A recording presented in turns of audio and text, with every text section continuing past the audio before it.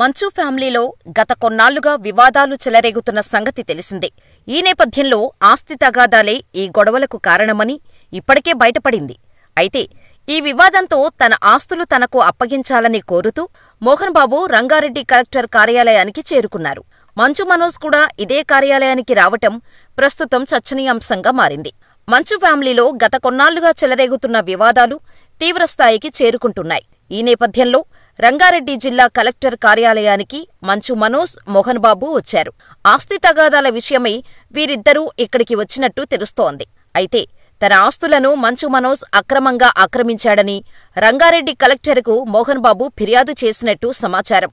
తాను సంపాదించిన ఆస్తులపై తనకు మాత్రమే హక్కు ఉంటుందని, సొంత ఆస్తిపై ఎవరికీ ఎలాంటి హక్కు లేదని, తన ఆస్తులు తనకు అప్పగించాలని మోహన్ బాబు కోరినట్టు తెలుస్తోంది. తాను ఒక సీనియర్ సిటిజన్ అంటూ కలెక్టర్కు తెలిపినట్టు తెలుస్తోంది. ఇన్నాళ్లూ కష్టపడి సంపాదించిన ఆస్తులు ఎవరికైనా ఇచ్చుకునే అవకాశం ఉంటుందని, కానీ మనోజ్ తన ఆస్తులను అక్రమంగా ఆక్రమించారని ఆరోపించినట్టు తెలుస్తోంది. నటుడు మోహన్ బాబు ఫిర్యాదుతో వీరిద్దరినీ పిలిచి రంగారెడ్డి సబ్ కలెక్టర్ మాట్లాడినట్టు తెలుస్తోంది.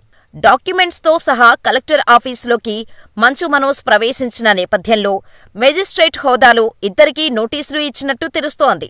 తన ఆస్తుల్లో మనోజ్ పాగా వేశాడని, తనకు న్యాయం చేయాలని మోహన్ బాబు కోరినట్టు సమాచారం. అయితే ఇప్పటికే మంచు మనోజ్ను పిలిచి అధికారులు పలు విషయాలపై ప్రశ్నించగా ఈ నేపథ్యంలో ఎలాంటి పరిణామాలు చోటు చేసుకుంటాయో చూడాలి మరి. ఇక మంచు ఫ్యామిలీలో మనోజ్కు రెండోసారి భూమా మౌనికతో పెళ్లైనప్పటి నుంచి వరుస వివాదాలు జరుగుతున్నాయి. నిజానికి ఈ కుటుంబంలో వివాదాలు ముందు నుంచే ఉన్నప్పటికీ మనోజ్ వివాహంతో మరింత ఎక్కువయ్యాయి. ఆస్తుల విషయంలో సొంత అన్నా, తండ్రిపైనే మనోజ్ అసంతృప్తి వ్యక్తం చేశాడు. తనను ఆస్తుల విషయంలో ఇబ్బంది పెడుతున్నారంటూ ఫిర్యాదులు చేశాడు. బహిరంగంగానే తనకు అన్యాయం చేస్తున్నారని, తనను చంపడానికి ప్రయత్నిస్తున్నారంటూ ఆరోపించాడు. తాజాగా తిరుపతిలో ఉన్న మోహన్ బాబు యూనివర్సిటీలోకి మనోజ్ ఎంట్రవటానికి ప్రయత్నించగా సమస్య తీవ్రతరమైంది. ఈ నేపథ్యంలోనే మంచు మనోజ్, మౌనిక, నారా లోకేష్ని సైతం కలిశారు. ఈ విషయం సైతం అప్పట్లో తీవ్ర చర్చనీయాంశంగా మారింది. వీరిద్దరూ త్వరలోనే టీడీపీలో చేరబోతున్నారనే వార్తలు సైతం వినిపిస్తున్నాయి. మరి ఈ వివాదాల నేపథ్యంలో మనోజ్, మౌనిక ఎలాంటి నిర్ణయం తీసుకోబోతున్నారో తెలియాలంటే కొన్ని రోజులు వేచి చూడాల్సిందే. అంతేకాదు, రంగారెడ్డి జిల్లా కలెక్టరేట్కి చేరుకున్న సినీ నటులు మంచు మోహన్ బాబు తన ఆస్తులను కొంతమంది అక్రమంగా కబ్జా చేశారని, సీనియర్ సిటిజన్ యాక్ట్ 2007 ప్రకారం వారిని ఖాళీ చేయించాలని కలెక్టర్ను కోరగా మంచు మనోజ్ కూడా అదే కలెక్టర్తో తనకు ఆస్తుల వాటా కావాలని పిటిషన్ దాఖలు చేశారు. ఈ నేపథ్యంలోనే ఈరోజు కలెక్టర్ కార్యాలయానికి మనోజ్తో పాటు మోహన్ బాబు కూడా చేరుకున్నారు. ఆస్తి తగాదాల విషయంలో హాజరైన వీరు తన ఆస్తులను అక్రమంగా ఆక్రమించారని మనోజ్పై మోహన్ బాబు ఫిర్యాదు చేశారు. నా కష్టార్జితంపై ఎవరికీ హక్కులేదని తెలిపిన ఆయన తన ఆస్తులు తనకు అప్పగించాలని అభ్యర్థించారు. అంతేకాదు, తాను ఒక సీనియర్ సిటిజన్ అని కూడా పేర్కొన్నారు. ఇకపోతే ఈ విషయంలో అటు మంచు మోహన్ బాబు, మంచు మనోజ్ ఇద్దరూ కూడా ఘర్షణ పడ్డారు. ముఖ్యంగా వీరి గొడవను చూసిన పోలీసులు ఇక్కడ గొడవ పడొద్దని గట్టిగా చెప్పటంతో బయటకు వెళ్లిపోయారు.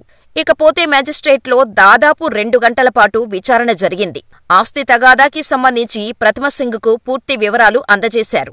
అనంతరం మ్యాజిస్ట్రేట్ నుండి బయటకు వచ్చిన మంచు మనోజ్, అలాగే మంచు మోహన్ బాబు మేజిస్ట్రేట్ వద్ద ఇద్దరూ దూషించుకున్నారు. ఇక అనంతరం మీడియాతో మాట్లాడకుండా మంచు మనోజ్ ఆవేశంతో వెళ్లిపోయారు. వచ్చేవారం మరొకసారి మేజిస్ట్రేట్ ఎదుట విచారణకు హాజరు కావాలని మేజిస్ట్రేట్ ఆదేశాలు జారీ చేసింది. ఇకపోతే తండ్రి కొడుకులిద్దరూ కూడా ఆస్తి కోసం ఇలా కోర్టు ముందు గొడవ పడటంతో ఉన్న పరువు కూడా పోయింది అంటూ నెటిజన్స్ కామెంట్స్ చేస్తున్నారు. ఇకపోతే ఇక్కడ తండ్రి కొడుకులు ఆస్తుల కోసం గొడవ పడుతుంటే అక్కడ విష్ణు తన సినిమా పూర్తి చేసే పనిలో పడ్డారు అంటూ కూడా కామెంట్స్ చేస్తూ ఉండటం గమనార్హం. అంతేకాదు, మరికొంతమంది కాస్త చెలరేగుతూ ఆ కొడుకుకు ఈ గొడవలు ఏమీ పట్టవా అంటూ కూడా కామెంట్స్ చేస్తున్నారు.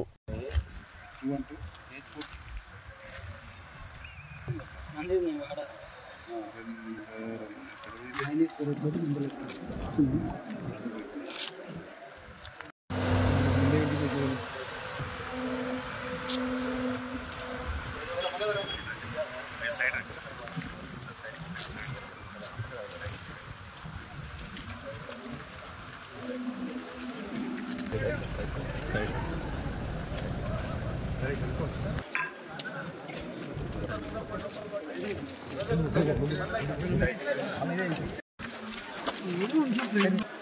ఇక్కడ పక్కన పక్కన ఇటు ఇటు సైడ్